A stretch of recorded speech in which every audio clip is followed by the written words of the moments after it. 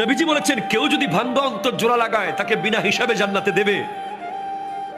তাহলে কেউ যদি জোড়া অন্তর ভেঙে দেয় সে তো বিনা হিসাবে জাহান্নামে যাবে। সেজন্য আমি ভাবছি আমি কখনো আমার নিজের অজান্তে কারো মন ভাঙলাম কিনা, এই ভয়টা আমি পাচ্ছি।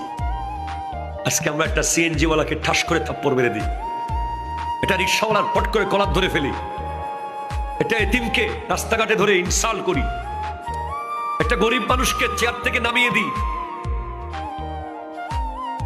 একটা ফকিরকে অপমান করি, অপদস্থ করে কথা বলি, কোরবানির দিন গোশতের টুকরো একটু বেশি দিতে হবে বলে দরজা বন্ধ করে দিই।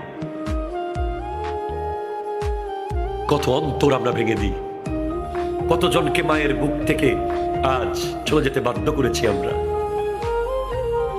কতজন শখের ব্যবসা প্রতিষ্ঠান ধ্বংস হয়ে গেছে, এখনো হয়েছে, তখনও হয়েছে, যখনই হয়েছে।